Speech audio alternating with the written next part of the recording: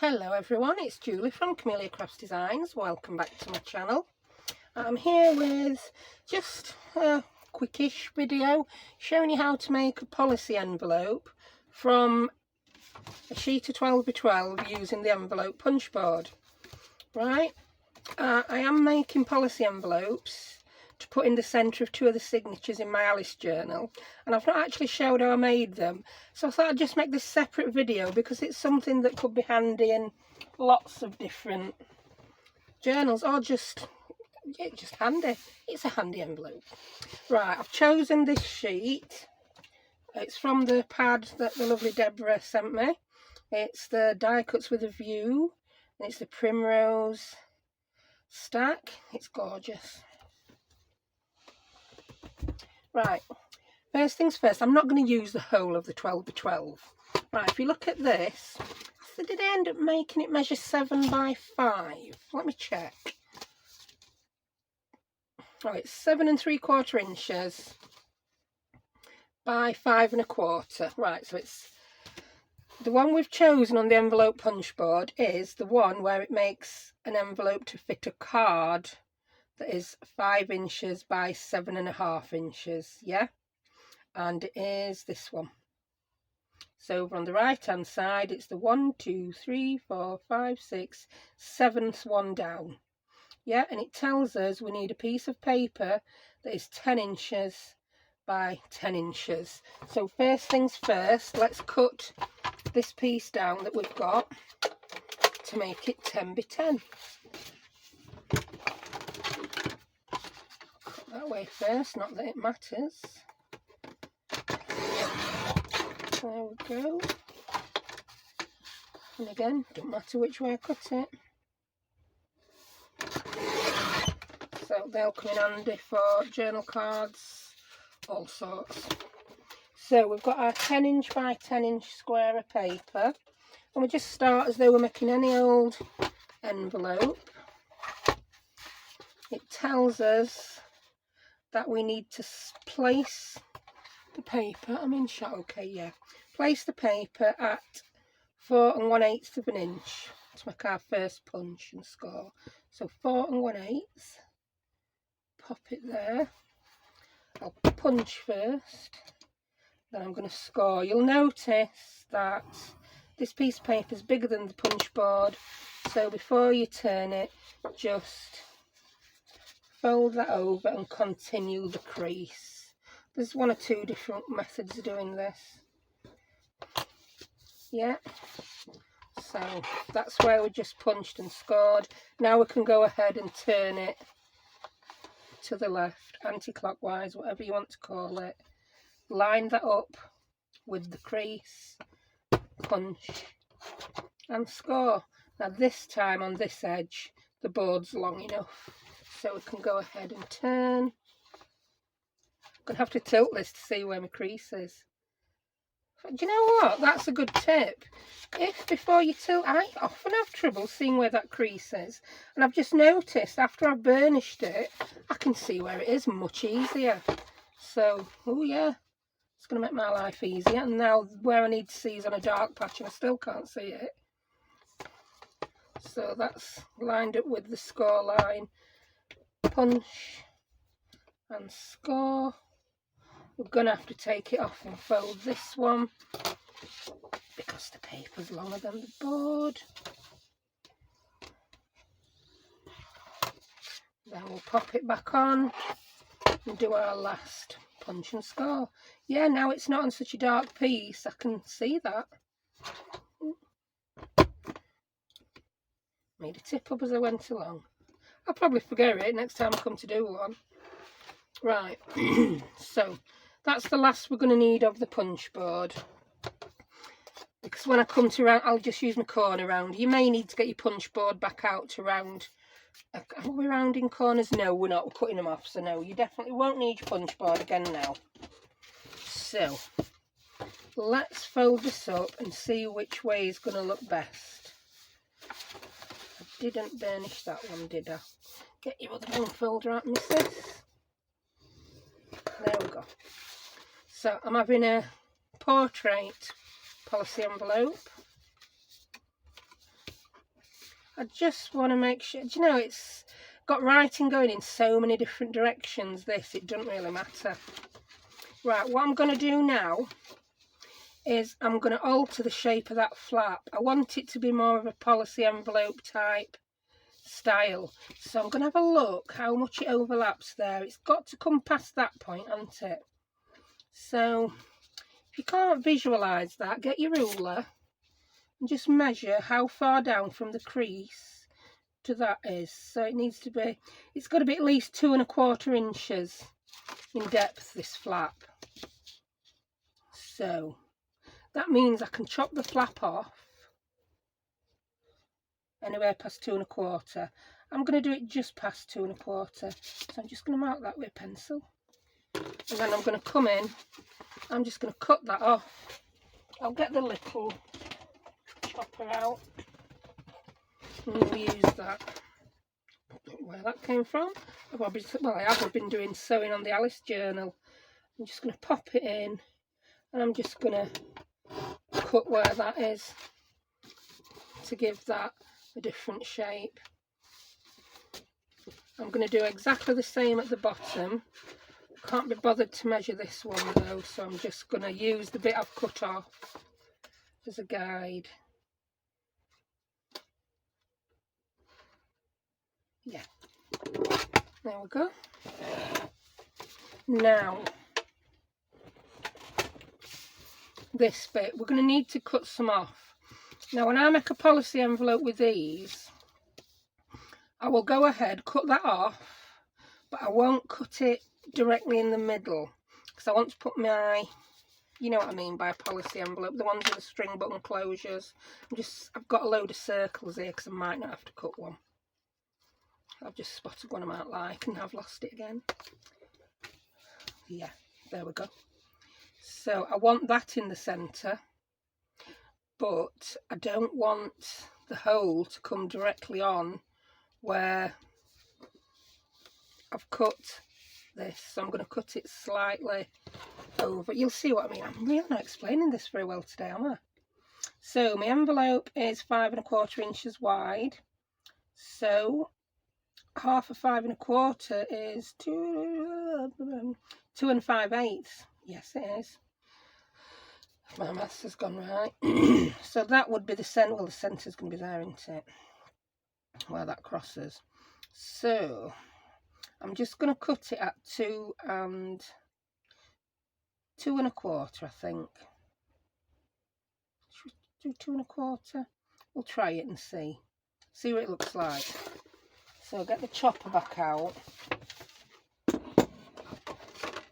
I just want to straighten this off basically.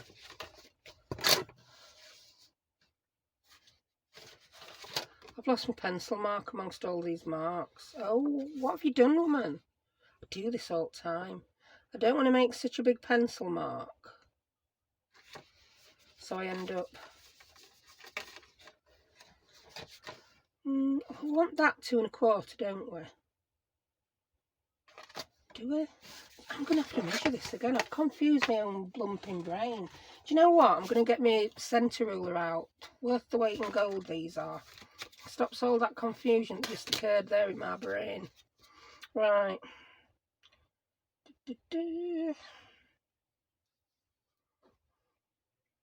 So, I now know that mark is the centre. And I want it further over by 1/4 inch. So I can now come in and put my pencil mark on. I'm going to make it big enough to see this time. And I'll cut it off. Yeah, that were clear as mud, that, weren't it? Can I see it mark this time? Oh my word. Oh my word. Shall I mark it in a different colour? There it is. That's just crazy. I'm going to have to start marking it in one of those friction pens that you can rub away or make disappear with heat. There we go. That took some doing, woman. That really did. So that's going to go over there. That's going to go there. And it's starting to look a bit more like your traditional policy envelope, isn't it? Wowza, that really took some doing, woman. Now what I want to do is I want to make a hole for my little button there, and I also want to make a hole for the little button on there. I still can't decide which way up to have this, you know. I think I might like that stamp there. No, I want the stamp at top. Stop changing your mind. So here we go again. I'm using the centre ruler because it just makes my life so much easier. If you don't have one, go and buy one. You don't have to. But honestly, they do make your life easy. Right, I'm using a 1-inch circle.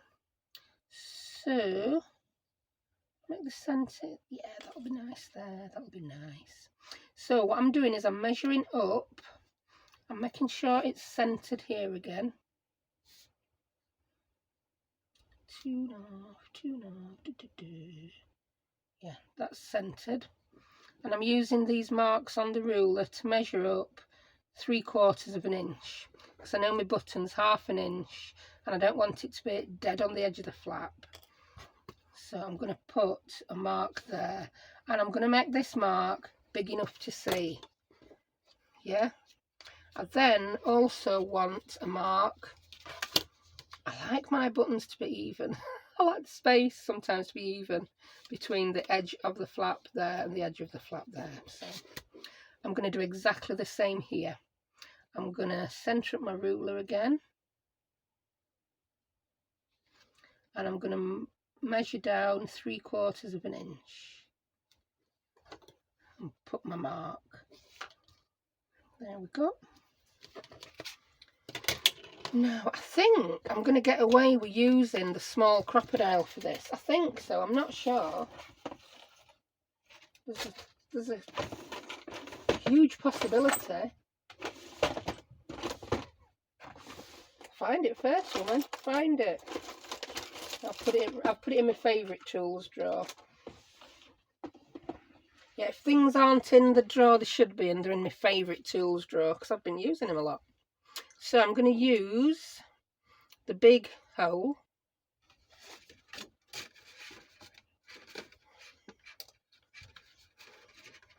Yes, it just reaches. That's perfect.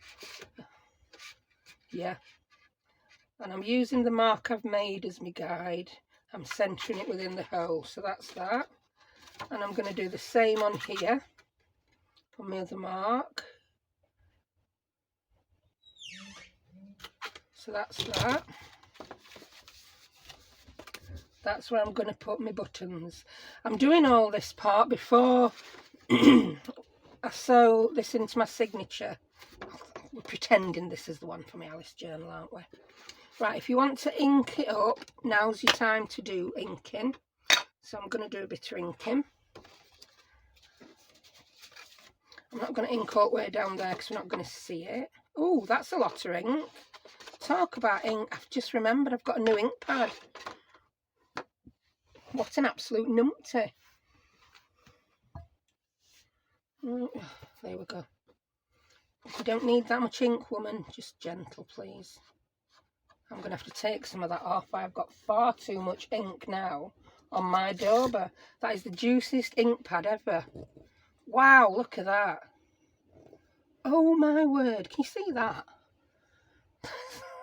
That's some ink, isn't it? Wowzer. Yeah, I'm in the habit of just keep dipping into the ink, because my last ink pad was getting very dry, and until I bought the new one I did not realise how dry it was. Right, I'm just going to grab a bit of kitchen towel. I've used my last baby wipe and I haven't got myself a damp cloth, so I've always got a water bottle. So I'm just spraying a bit of water on some kitchen roll to clean my finger and clean my desk. Because I'm putting far too much ink on this envelope. It'd be an absolute disaster. No. Yeah, you know you're going to get a disaster watching me at some point. But hopefully then you will find out how to, recover from that disaster. It's not the mistake that counts, it's how you recover from it. And I think that's the same in life as well, isn't it? We're not perfect, we make mistakes. It's all about what you do after that mistake, isn't it? You can't just run away screaming, can you? I suppose you could. It depends on mistake you've made, doesn't it? Yeah. Yeah. Oh, I do like this ink on here. Yeah, I'm going to have to remember that when I'm inking stuff up. You've got a new ink pad. It's extremely juicy.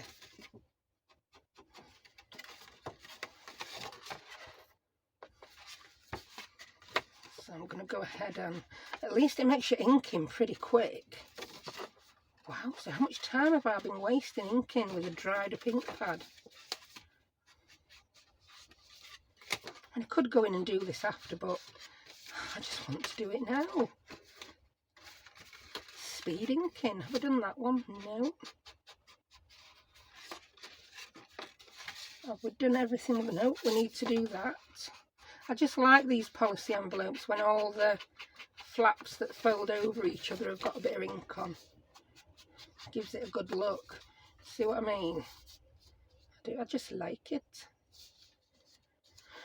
Right. That's everything, isn't it? That's that, that's that. Right. I'll get our buttons. I use a 1-inch circle punch, so you don't have to have 27,000 circles ready cut in a box like I have. It's just when I've got scraps of paper, I like to go ahead and cut circles. I think I'm just going to put some craft buttons on here. So let's pretend I've just cut those two with my circle punch. The buttons, I'm going to use 2 and layer them up to make these buttons a bit thicker. Or, oh, do you know what I might do for a change? Something I like but I forget to do. I might use I'm going to grab these 2 that I've cut off here. And I'm going to use my smaller circle punch. And I'm just going to punch 2 smaller circles so I can have like a layered button effect. Can I even do, am I being too frugal now? Is this ridiculous? I think this is ridiculous. Ooh, someone gave me a tip that I could stick a sticky note to that and get it in, but I'm just going to stop being extremely frugal and I'm going to cut 2 circles from this piece of paper because that would just that would be ridiculous, that wouldn't it?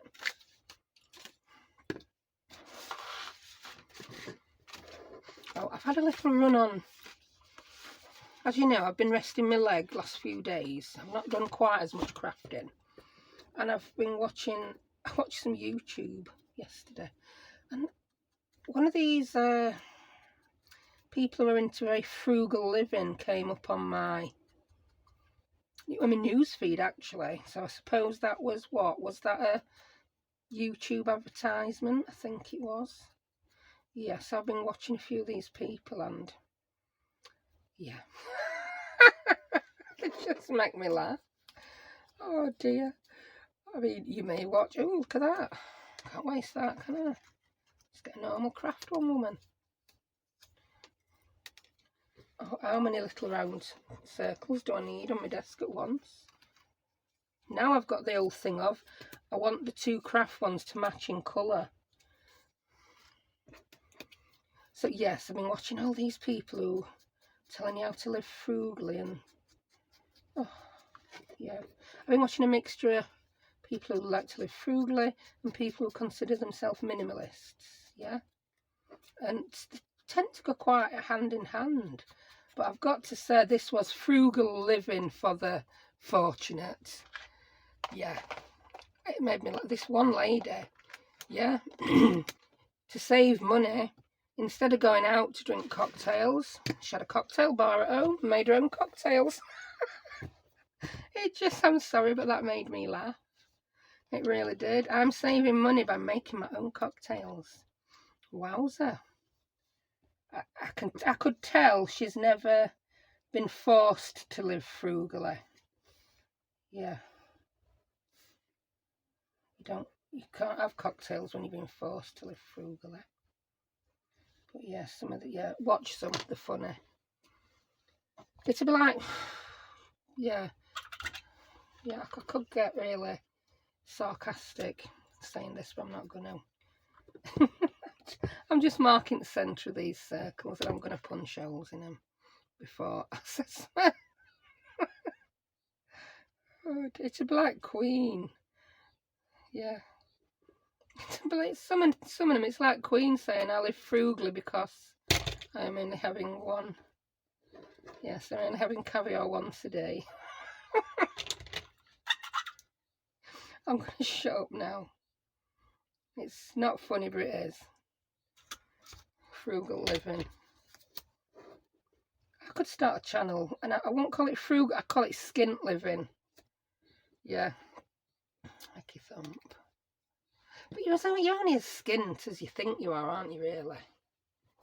I mean, I've had periods in my life where I've gone from one extreme to another, depending on your circumstances, your personal circumstances, your job circumstances. There's how you were brought up. But yeah, and I've got to say, overall, I don't think I've ever been at my happiest when I've had the most money. So, no, money's never been my driving factor. It's always been happiness. Happiness over money, I think. Don't know how I got onto that from talking about a woman having a cocktail bar in a living room to save money. Yeah. I'm not even going to speak about that, yeah. I mean, yeah. I don't drink, so I'm saving more money than her anyway, aren't I? I don't need the cocktail bar. Right, there's my buttons made. I'll shut up waffling absolute rubbish. And I'm going to put these on with eyelets. And I'm using, oh, come on eyelets, I know you're up there. You can do these with, come here eyelets. You can do them with those paper fasteners, you know, that are like, they're like brads, but I do prefer to do mine with eyelets. I'm going to use gold ones, dull gold as I call them. Not really sure. Oh, they're the ones. Yeah, they're the paper fasteners. You can fasten your button string things on with those, yeah? Very simple. When you use this method, you also don't need to hide those legs because they will be between your two pieces of paper. It's only when you put it on your flap that you'll need to cover them up with something. Yeah, but again, I'm using eyelets. Especially considering we can do this with our handheld crocodile. Don't even need to get the long one out. Right. Oh, here's something else I normally do. I'm going to pop another little circle at the back, just to give us a little bit more room to get our string behind. And something I've got, I did it when I was die cutting. I've got some die cuts that cut these circles out rather than having to make my own. It's a lot easier. I've got a punch that does it, but they make the bigger holes. The bigger holes that are the same size as the holes on A4 paper that you would put in your ring binders, like your kids would have at school. So, I've got these. I've not put the pin in my glue and it's seeping out. Silly woman. I've been gluing today. Have I glued out yet today? Don't even know. Yeah, I'm putting that behind just so that when we fasten this on with eyelet, there's a little gap. It's not much, but it doesn't half make a difference, I find. I'll probably get this glue on much neater now because I'm not trying to use the glue. This is frugal living. Instead of wiping that off with tissue, I'm using it. Yeah, I'm not wasting that bit of glue that seeped out of my bottle. That's frugality for you. Yeah, we're going to save money. We're going to downsize. We're going to downsize from a castle to a mansion. I'm being facetious now. I need to stop. I can't get that woman's own cocktail bar out of my head. Oh, dear. Right, so you'll see when I put that on, it looks like it's overhanging, it is, but when we fasten the envelope up, after it's fastened into our journal as the centre, you won't know because it'll be glued down there. So I'm going to pop my eyelets in. I'm using, if you've got one of these and you want to know, and now I know there's numbers on them, it's much easier to tell you. I'm using number A, one a lettered, one a numbered. I'm using A on the top, and I'm using, I've got to turn it to see number 2 on the bottom, A2. That's my favourite ones to use, so that the back's a lot smoother. So that's that one in.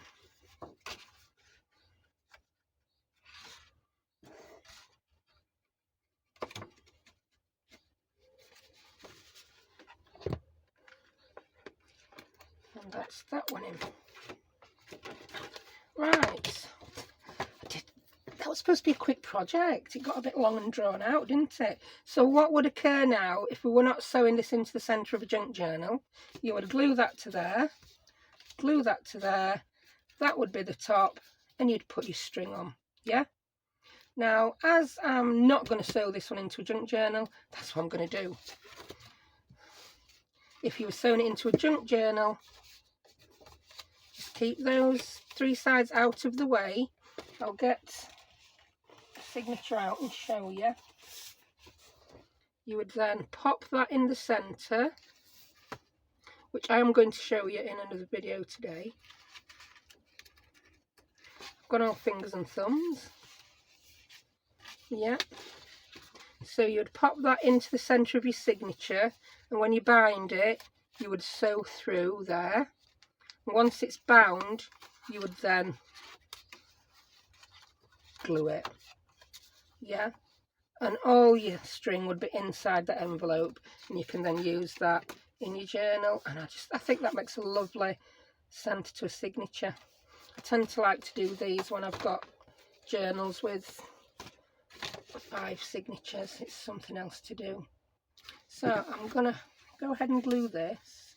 I'm gonna put a little bit of glue there on the point, just so when you start putting things in this envelope, it's not going to get caught.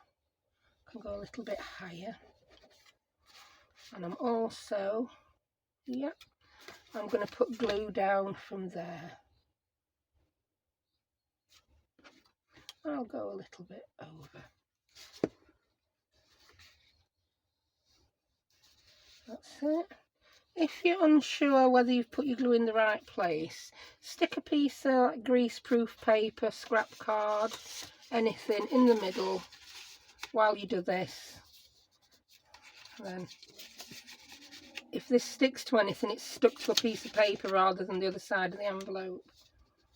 You'll be able to get that out easier than prizing the 2 sides of your envelope apart. Right, and now I'm going to glue this one.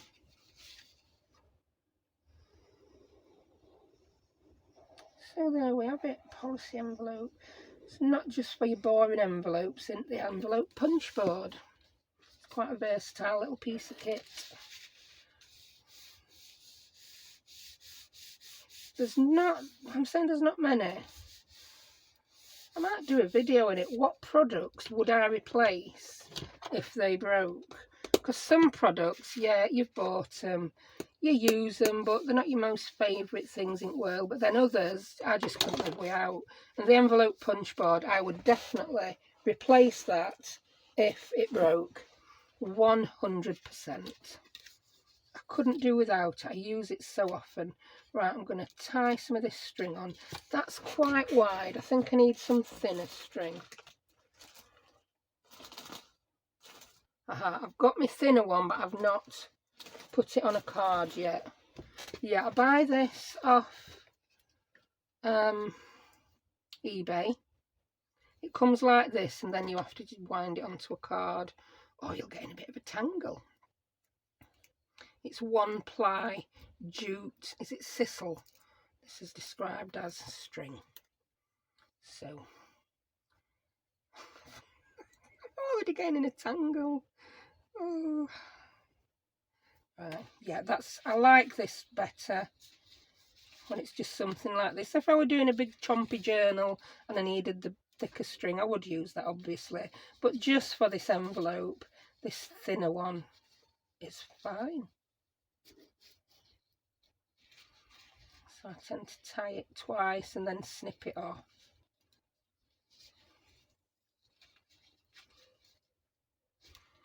If it does come undone, if you were to say buy one of my things and it came undone, I've not had any complaints yet, and any of yous have not come undone, but that's how you'd retie another piece. So then we're going to go around 2 or 3 times. I'll go 1 more, and then I'll just cut that off. So there we have it, a policy envelope made using the envelope punch board. You can go to town on that. I don't need to go anywhere with this one though, because it's such a lovely paper. So I hope that has helped. I hope it were interesting for you. I hope you can even see I'm really struggling with the light at the minute. It keeps going really light then really dull. We've got a storm on its way in. So yeah, hopefully I've not been blown away by tomorrow, and I'll be back with another video. So thank you very much for watching, and I'll see you next time. Bye.